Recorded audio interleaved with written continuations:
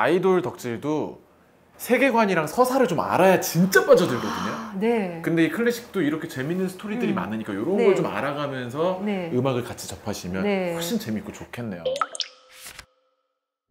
안녕하세요. 저는 밴드 소란에서 노래를 부르는 고영배라고 합니다. 지금 제 옆에는 피아니스트 안인모님 나와 계십니다. 안녕하세요. 안녕하세요. 피아니스트 클래식 연구가 안인모입니다. 반갑습니다. 반갑습니다. 클래식 연구가라고 소개를 하셨거든요. 그건 좀 생소한 것 같아요. 클래식 연구가 이게 뭐냐면요. 클래식에 굉장히 다양한 맛이 있어요. 그 여러 가지 아름다운 맛들을 제가 좀 연구를 해서 어떻게 하면은 이 면면을 재밌게 즐기실 수 있을까, 그 다양한 맛을 알려드리는 방법을 제가 또 연구를 합니다. 그러니까 클래식을 전혀 모르는 초짜 환영해요. 아, 초짜도 환영.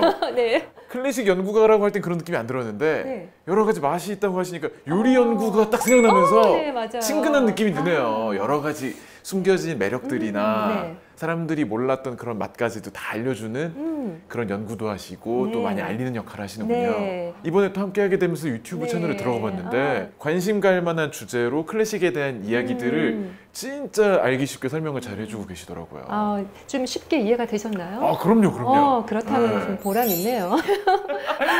너무 어쨌든 뵙게 돼서 너무 반갑고 너무 반갑습니다. 오늘 한번 클래식의 매력들 좀 알 수 있는 시간이 됐으면 좋겠습니다. 네, 오늘 한번 알려드려 봐 볼까요?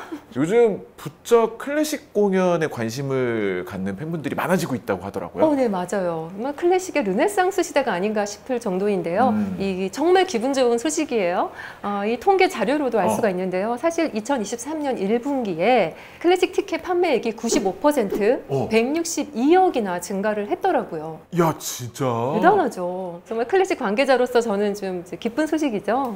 엄청나게 폭증한 건 맞네요. 성장이죠. 네, 맞습니다. 이게 아마 이제 K 클래식이라고 말할 정도로 조성진 님이나 임윤찬 님 같은 그 젊은 연주자분들이 세계적으로 요즘에 집중을 많이 받고 있더라고요. 맞아요. 이 클래식에도 그래서 대중음악에만 있던 피케팅이라는 단어가 성행을 하고 있어요. 그 스타 연주자가 팬클럽에 그러니까 뭐 공연 스케줄을 쫙 올리면 이제 팬들이 가서 막 피켓팅을 하는데 그게 어느 정도 요령이 없으면은 안 되더라고요. 저도 요령 없이 그냥 들어갔다가 낭패를 봤어요. 이선좌 아세요? 이선좌? 이선좌가 뭐냐면 눌렀을 때 이미 선택된 좌석입니다라고 뜨는 게 이선좌. 이제 이선좌 포도알 아세요? 포도알? 안 팔린 좌석이 포도 색깔이라서 어떡해요? 포도알이 없다고. 이선좌밖에 없다고. 포도알을 보기 위해서 들어갔으나 피 튀기고 이선좌가 남았네요. 정말 몇 분 만에 그냥 순사고 안 판되더라고요. 난리군요. 그런 표현을 많이 쓰더라고요. 현상. 조성진 현상. 임윤찬 현상 이런 말을 쓸 정도라고 하더라고요. 그 현상 덕분에 또 제가 클래식으로 이렇게 그루와 만나게 된 게 아닐까 하는 생각이 드는데요. 먼저 2015년에 쇼팽 국제 콩쿠르에서 조성진 씨가 우승을 하면서 이미 클래식 팬덤이 시작이 됐어요. 그러다가 2022년 6월에 임윤찬 씨가 방크라이번 국제 콩쿠르에서 우승을 하면서 그야말로 우리나라가 K 클래식의 강국으로 완전히 확고한 위치를 다지게 됐죠. 15년도에 조성진의 쇼팽 콩쿠르. 그 다음에 22년도에 임윤찬 씨의 반클라이번. 대란이 생겼죠. 이게 그러면 7년 요 정도 사이. 죄송합니다. 제가 이번이 중요한 그 개그 코드 나오고 있었는데 제가 그걸 대란이 생겼는데 이미 소란이 있었기에 대란도 나오는 거 아닌가요? 밴드 소란도 있었고 클래식 대란이 또. 이게 그거구나. 반클라이번 콩쿠르 때 연주한 게 그거군요. 네, 맞아요. 이 반클라이번 콩쿠르에서 임윤찬 씨가 파이널에서 라흐마니노프의 피아노 콘체르토 3번을 연주했는데요. 이 곡을 연주한 유튜브 전체 영상 중에 임윤찬 씨의 이 파이널 그 라이브 연주가 조회수가 가장 높아요. 1100만 뷰예요. 라흐마니노프 피아노 협주곡 3번을 연주한 전 세계 영상 중에 제일 조회수가 많은 게 바로 임윤찬 씨의 영상이에요. 1000만 달성. 네, 맞아요. 그러니 임윤찬 신드롬이라는 말을 안 할 수가 없죠. 근데 이렇게 조성진 씨나 임윤찬 씨 덕분에 클래식에 전혀 관심이 없는 분들이 공연장을 직접 찾아간다는 거. 그래서 티켓 판매액이 95% 증가한 거잖아요. 그러니까 콘서트장에 CD나 뭐 프로그램북 같은 것도 예전에는 콘서트가 끝나도 그냥 쌓여 있었는데 이제 다 동나는 거예요. 이야, 그게 사실 대중음악 공연계에서 인기의 상징이거든요. MD 상품의 품절이 그만큼 그 아티스트를 사랑하는 마음으로 볼 수 있는데 클래식에서는 본 적이 없는 현상이에요. 이게 한번 조성진 연주 너무 좋다던데 하면서 관심 갖고 싶으신 분들이 또 많거든요. 많죠. 근데 이게 또 그냥 어떤 입덕 루트를 못 잡아서 약간 길을 잃는 분들이 계셔. 어떻게 어디부터 뭐부터 해야 되지? 너무 방대하니까. 네, 안절부절 할 수 있죠. 그런 분들 또 아직까지 그래도 클래식 좀 졸리고 좀 지루한 거 아니야? 듣는 사람만 듣는 거 아니야? 이런 생각하시는 분들이 아직 많잖아요. 네, 그렇죠. 그런데 사실 우리가 의외로 아주 친숙한 곳에서 이 친숙한 선율을 접하고 있어요. 알고 보니 클래식인 거예요. 이미 많은 분들이 알게 모르게 알고 계신 그 클래식 곡들을 제가 좀 소개를 해드리려고 하는데요. 나 하나 알 것 같아요. 이거 말씀하시려고 그러죠? 뭘까요? 따라따라 엘리제를 위하여 이런 거 말씀하시려고 하는 거죠? 그런 거 괜찮네요. 이런 일상 속의 클래식. 일상 속의 클래식. 그러면 한번 우리에게 의외로 친숙한 우리 일상 속에 있는 클래식 멜로디 한번 조금 한번 들려주시면서 한번 알려주세요. 어디서 들어봤는지 생각해 보세요.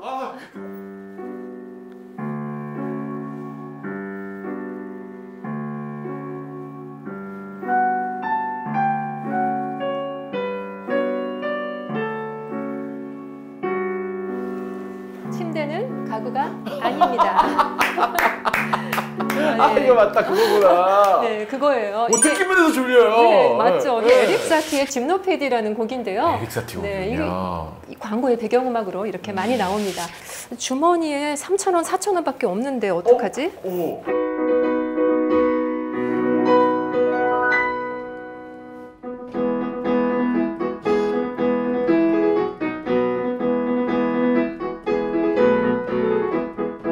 맥도날드. 네, 햄버거. 맞네. 네, 햄버거 광고에 이 노래가 나오죠. 이게 무슨 노래였죠? 이게 로시니의 오페라 윌리엄 텔에 나오는 서곡이에요. 이게 이쯤 되니까 클래식을 엄청 갖다 엄청 쓰네. 맞아요. 많이 갖다 쓰시죠. 근데 아무래도 친숙한 선율이라서 또 이렇게 광고에 많이 나오는 것 같은데요. 맞네요. 네, 근데 이렇게 햄버거를 먹었더니 배가 부르네요. 에너지도 좀 생기는 것 같고요. 그럴 때는 이 음악은 어떠세요?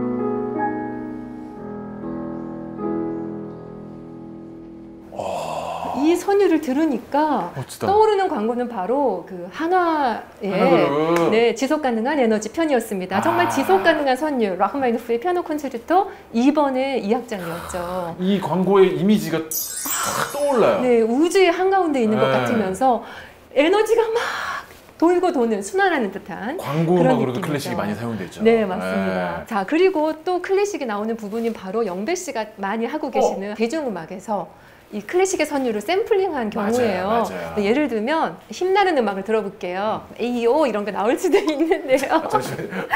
대중음악에 대한 오해가 좀 있으신 것 같은데 저희 대중음악에서 아무도 에이오 이렇게 안 하는데 네, 어떻게 해야 되는지는 모르지만 자, 이 음악을 들어보겠습니다. 네.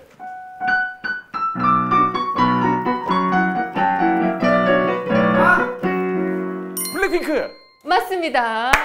이 곡이 니콜로 파가니니 그 바이올리니스트의 맞아요. 네, 이 라 캄파넬라라는 작은 종이라는 곡이에요. 여기 이렇게 나왔었죠. 일상 속에 스며 있는 클래식을 이렇게 다 들려주셨는데 두 가지에 깜짝 놀랐어요. 어떤 점이요? 이렇게 많았구나랑 아니 이렇게 열심히 준비를 해주시다.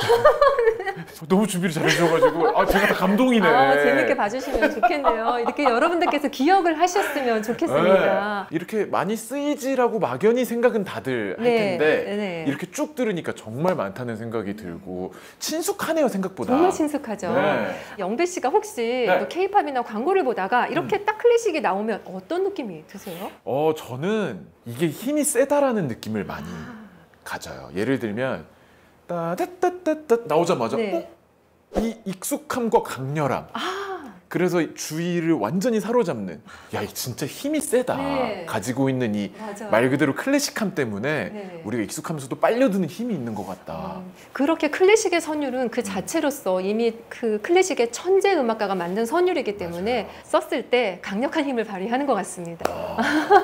좋습니다. 이제 아마 이쯤 됐을 때 지금 보고 계신 분들도 그래, 나도 좀 클래식에 관심 갖고 싶다, 아니면 좀 이렇게 클래식 좀 알고 싶은데 이야기하기가 조금 어렵다 이런 분들이 계실 수 있거든요. 클래식 좀 들어봤다, 나 클래식 좀 안다, 이렇게 아는 척 하려면 좀 어떻게 하면 좋을까요? 아는 척 굉장히 많은 방법이 있겠지만 제가 우선은 오늘은 두 가지를 알려드릴게요. 네, 두 가지 중에 첫 번째는 먼저 클래식 연주자, 이 아티스트로 입덕을 하는 거예요. 연주자에게 입덕하기. 네. 뭐 예를 들면 뭐 장한나 씨, 요요마 씨, 조수미 인디 뭐 이런 연주자들, 유명한 그런 분들. 연주자들 네. 좋아하거나 이 관심이 좀 가는 그런 연주자로 클래식에 입덕하는 것이 아무래도 클래식 초심자가 할 수 있는 가장 쉬운 방법이 아닐까 싶은데요. 네. 예를 들어서 설명을 해드리면요. 아까 말씀드린 조성진 씨와 임윤찬 씨, 당연히 둘 다 매력적인 분들이시지만 두 분의 좀 차이가 있습니다. 네, 먼저 임윤찬 씨는 한국에서만 공부를 했어요. 그런데 18살이라는 나이에 반 클라이번 역대 최연소로 우승을 하게 되잖아요. 그리고 당시 유튜브로 그 임윤찬 씨의 연주 실력을 보신 분들이 댓글에 눈물 난다, 울었다라는 댓글이 굉장히 많아요. 연주자의 감정이 그대로 잘 전달되기도 했지만 이 감동을 그대로 전한 임윤찬 씨만의 연주가 갖는 특징이 있어요. 임윤찬 씨가 특히 음악에 아주 심취한 모습을 또 보여주면서 아주 엄청난 폭발적인 카리스마를 보여주는데 특히 그 클라이막스 포인트에서 이렇게 그 카리스마를 뿜어냅니다. 청중이 카타르시스를 그 연주자와 함께 느끼게 하는 거예요. 그런 대단한 체험을 하도록 이끄는 방법을 자연스럽게 임윤찬 씨가 알고 있다는 거죠. 이제 19살입니다. 그러니까 앞으로 이분이 보여줄 음악 세계에 대한 그 청중의 관심, 이게 바로 입덕이 아닌가 싶습니다. 앞으로 무궁무진해. 지금 18살의 그 영상이 하나씩 난리가 났는데. 네, 앞으로도 너무 많은 시간 동안 차곡차곡 보여줄 이분의 음악이 그냥 이분과 우리가 동시대에 살고 있다는 게 행복할 뿐이죠. 그러면 조성진 씨는 어떨까요? 굳이 비교를 이제 하자면은 좀 조심스럽긴 한데 좀 깔끔하고 담백한 교과서적인 연주를 보여준다고 할 수 있어요. 기본에 충실한 연주. 이렇게 군더더기를 달지 않고 안정감 있고 균형미를 중요시하게 생각하는 연주를 하는 거죠. 평소에 좀 성격도 워낙에 어른스럽고 성숙하다고 해요. 조성진 씨의 이런 성숙한 연주와 또 성격에도 많은 분들이 반하시고 또 빠져들고 있는 것 같고요. 이렇게 기본적인 거, 또 완벽한 이해와 해석으로 연주를 완벽하게 해낼 때 알면 알수록 더 그 깊이를 느끼시는 것 같아요. 그렇죠. 어쩌면은 여러 번 연속해서 들을 수 있는 매력이 조성진 씨 연주에 또 있을 수 있고요. 들으면 들을수록 여기를 이분이 이렇게 완벽하게 해석을 하고 있구나. 그렇죠. 만약에 조성진 씨와 임윤찬 씨를 조금 선대 피아니스트와 비교를 좀 해보자면 조성진 씨의 그 차분한 교과서적인 연주는 쇼팽 스페셜리스트라고 하는 아르투르 루빈슈타인의 연주와 좀 닮았고요. 그리고 임윤찬 씨의 연주는 좀 개성이 강하거든요. 전차가 지나가는 듯한 그 청중을 압도했던 블라디미르 호로비츠의 연주와 좀 과감한 스타일이 좀 닮았다고 할 수 있습니다. 이렇게 말씀드리니까 좀 훅 들어오시는 분도 계실 것 같아요. 두 분의 다른 매력 때문에 뭔가 이 두 피아니스트를 같이 좋아해도 다른 재미를 느낄 수 있는 느낌이 그럼요. 이 두 분이 같이 계셔서 우리는 더 축복받은 거죠. 저는 그렇게 생각해요. 네, 물론 이 두 분만은 아니고 굉장히 많은 다양한 아티스트들이 있는데요. 이렇게 클래식의 아티스트에게 입덕을 하시는 방법이 참 좋은 것 같고요. 맞아요. 또 조성진 씨가 손이 섬섬옥수예요. 손이 저도 TV에서 봤어요. 네. 크죠, 손이. 네, 보통 엄지에서부터 새끼손가락까지 몇 개의 건반이 닿는지를 가지고 이 손의 크기를 이야기하는데요. 조성진 씨는 그냥 편하게 벌리면 11도. 이게 11도라고 하면은요. 사실 도에서 저는 안 닿아서 어떡하죠? 도에서 미, 파까지예요. 도에서 파까지 닿아요. 근데 쫙 벌리면 12도까지 닿는다고 해요. 그러니까 굉장히 큰 손이에요. 라흐마니노프가 손이 얼마나 컸냐면요. 도에서 라까지, 한 옥타브 위에 라까지? 도에서 솔까지, 솔에서 라 이렇게까지 13도가 벌어졌다고 해요. 그러니까 사실은 다 자기가 쉽게 치려고 쓴 곡들인데 우리한테는 너무 어려운, 너무 손이 커야 되는 곡들이죠. 예를 들면 파라도, 라, 플랫 이렇게 라흐마니노프의 피아노 콘체르토 3번의 2악장에 이런 부분이 나오거든요. 그러니까 이게 정확하게 10도인데 라흐마니노프가 굴러서 치라고 했어요. 근데 조성진 씨는 이거를 되게 금방 이렇게 쳐요. 근데 임윤찬 씨는 라라랄라 하니까 이게 좀 더 노래하게 되는 거예요. 사실 손이 좀 더 작아서 시간이 걸린 거지만 그걸 음악으로 표현한 거죠. 노래로서.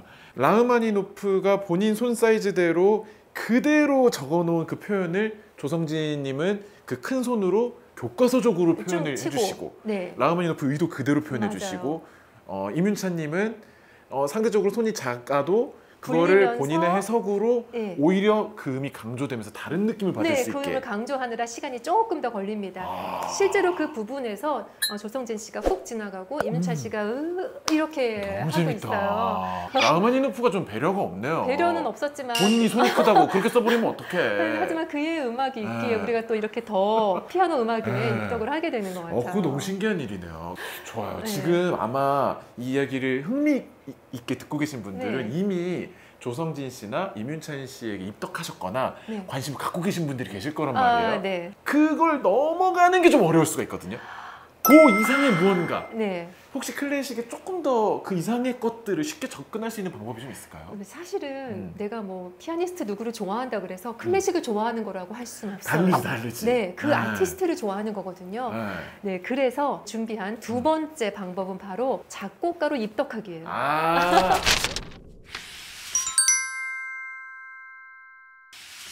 연주자분에게 입덕하고 나서 네. 두 번째로 작곡가로 입덕하기. 네. 이 너무 많아서 사실 어려운 거거든요. 역사도 길고 작곡가도 네. 많고. 그러면 콕 집어주세요. 어떤 작곡가로 시작하면 될까요? 어려워서 망설이는 분들에게 제일 지금 딱 꽂히는 이름을 말하라면 네. 베토벤이랑 모차르트일 것 같아요.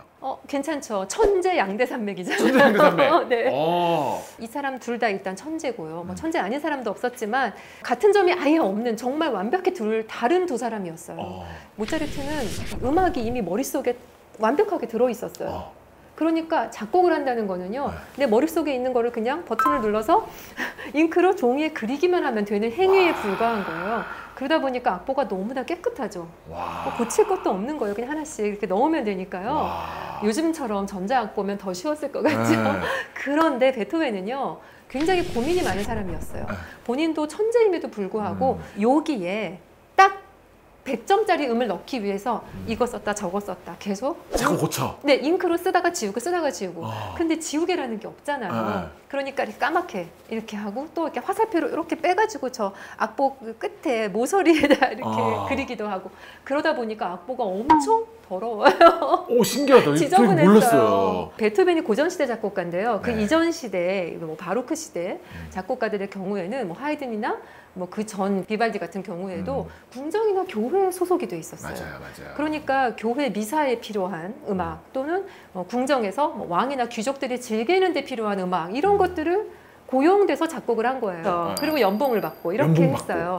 그런데 반면에 베토벤은 프리랜서였어요. 그 어디에도 고용돼 있지 않았거든요. 좀 더 자유롭게 자기가 하고 싶은 음악을 만들어낼 수 있었어요. 이게 좀 굉장히 중요한 포인트입니다. 그쵸. 클래식에서 베토벤이 최초의 프리랜서 작곡가라고 할 수 있는데요. 영배 씨 만약에 황제 폐하께서 내가 밥 먹을 때 식욕을 돋굴 만한 입맛을 돋굴 음악을 좀 만들어라 하면 어떡하시겠어요? 배야. 아레오키 황송하오나 식사하실 때는 네. 무한도전을 보시는 게 더 재밌습니다. 침착맨 정상이나 당시에 무한도전이 없었으니 무한도전에 버금가는 음악이 필요했던 거예요. 까비입니다, 폐하. 우리가 궁정에서 이제 귀족들이 밥 먹을 때 옆에서 연주하는 음악을 테이블 뮤직이라고 해요. 그 정식 명칭이에요? 네, 그래서 정말로 식욕을 돋구고 기분이 좋게 연회를 즐길 때 좋은 음악들을 작곡가들은 열심히 만들어낸 거예요. 이렇게 자유로운 창작을 그 시대 바로크 시대 할 수 없었다는 것도 그 시대가 낳은 비극이기도 하지만 또 대신 정말 많은 작품을 남길 수가 있었죠. 하라는 대로 했기 때문에 그저 묵묵히 계속해서 작곡을 한 거예요. 그건 사실이야. 네. 아무리 천재 작곡가분들도 마감을 안 주잖아요. 그분들도 나태해져. 맞아요. 제가 늘 하는 말이 디데이가 역사를 만든다라는 말을 하거든요. 그분들도 전날 밤에 어떻게 야 나 큰일 났다. 야 나 미안해. 오늘은 너 못 만나. 네.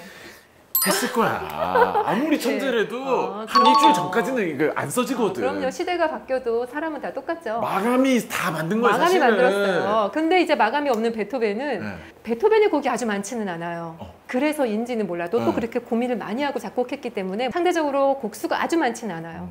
근데 베토벤이 이런 말을 남겼어요. 귀족들에게 한 말인데요. 네. 당신들은 태어나면서 저절로 귀족이 됐지만 나는 내 노력으로 음악사에 단 한 명 있는 베토벤이라는 귀족이 되었다. 당신 같은 귀족은 뭐 셀 수 없이 많지만 이 세상에 베토벤은 나 하나다. 이래서 베토벤에 여러분이 한번 입덕해 보시면 베토벤에게서 얻어지는 어마어마한 그 베토벤의 철학과 사상, 정신력 이런 것들이 있습니다. 그래서 그런지 우리가 또 이름을 굉장히 많이 알고 있는 슈베르트도 네. 베토벤의 엄청난 덕후였다면서요? 네, 맞아요. 그걸 알고 계시다니 영배 씨 역시 대단합니다. 네, 슈베르트가 베토벤을 너무너무 존경을 했어요. 네. 그 존경을 했다는 게 뭐 당연히 존경하지 싶겠지만 그 기록, 그 증거가 있습니다. 베토벤의 피아노 소나타 14번 네. 월광 네. 그 1악장의 오른손이 따라라라라라 3년음부로 계속해서 나가요. 요거를 모티브로 슈베르트가 가곡을 작곡했어요. 그 가곡이 또 공교롭게도 곡 제목이 안덴 몬트라고 달에게라는 곡인데요. 제가 먼저 베토벤의 월광 소나타 1악장을 연주를 해볼게요. 오, 좋아요, 좋아요, 좋아요.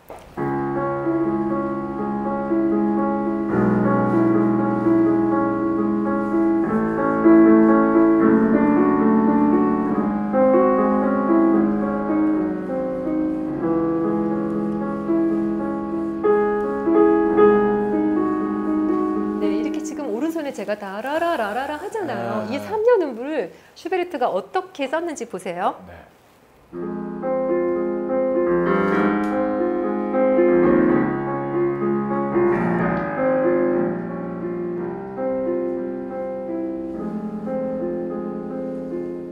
네, 이 부분이 안덴 몬트라는 그 슈베르트의 가곡의 앞에 피아노 전주 부분이에요. 오마주네, 오마주. 오마주예요. 심지어 화성 진행까지 똑같이 그렇게 가요. 진짜 슈베르트가 베토벤 덕질을 한 거네요. 네, 이렇게 클래식 음악가의 그 삶 속의 깃든 여러 에피소드나 이런 이야기들을 접하시다 보면요. 사실 그 사람이 이 곡을 왜 작곡했는지를 알면 그 곡이 더 훅 들어오는 것도 있고 또 이 작곡가가 옆집 오빠 같기도 하고 그냥 뭐 우리 삼촌 같기도 한 그러니까 좀 친근하게 느껴지고 친구 같아지는 거죠. 이 아이돌 덕질도 세계관이랑 서사를 좀 알아야 진짜 빠져들거든요. 네. 근데 이 클래식도 이렇게 재밌는 스토리들이 많으니까 이런 걸 좀 알아가면서 음악을 같이 접하시면 훨씬 재밌고 좋겠네요. 네. 그래서 첫 번째는 연주자로 입덕하기, 두 번째는 이렇게 클래식 작곡가로 입덕하기를 추천을 드립니다. 좋습니다. 그런데 영배 씨, 음악은요, 듣는 건가요? 보는 건가요? 기본적으로 음악은 이어폰, 듣는 거 아닌가? 네, 듣는 행위도 정말 좋지만요. 저는 음악은 보는 거라고 생각을 해요. 특히 클래식은요, 그 어떤 악기로 연주를 하느냐, 어떻게 구성이 되어 있느냐가 핵심 포인트거든요. 그 곡의 본질이기 때문에 실제로 공연장에 가서 그 공연을 직접 보시면서 그 블렌딩된 소리를 직접 들으셨을 때 이 악기에서 이런 소리가 나고 이게 합쳐지니까 이런 소리가 나는구나를 귀로 듣고 눈으로 보는 그 과정이 꼭 필요하다고 생각해요. 우리가 바쁘게 살면서 사실 아름다운 것들을 무심코 지나치게 될 때가 많잖아요. 네, 그런데 저는 좀 더 우리가 오감을 발휘해서 더 듣고 더 보고 느끼고 또 맛보고 이렇게 감각을 좀 키우면서 좀 더 감동받으며 살면 어떨까 싶어요. 이렇게 감동을 받는다는 게 우리 인간만이 할 수 있는 일이고 또 가장 인간다운 일이 아닌가 싶습니다. 또 먼저 우리가 이 감동받을 만한 거리를 능동적으로 찾아보면 어떨까요? 오늘 알려드린 가이드대로 클래식을 만나시면서 그 감동과 재미 등 클래식의 정말 다양한 그 맛들을 꼭 느껴보시길 바래요. 분명히 약간의 수고와 나의 노력과 기다림까지 해서 얻은 감동은 분명히 더 크고 그 다른 무언가가 있을 것이다. 클래식의 태도를 분명히 전해주시네요. 너무 감사해요. 정말 좋은 말인 것 같아요. 오늘 아니모 씨와 함께 감동적이면서도 정말 유용한 클래식에 대한 이야기 나눠봤습니다. 저도 빨리 가가지고 저만의 감동 한번 능동적으로 찾으러 가보도록 하겠습니다. 오늘 좋은 이야기 전해주셔서 감사합니다. 감사합니다. 고맙습니다. 고맙습니다.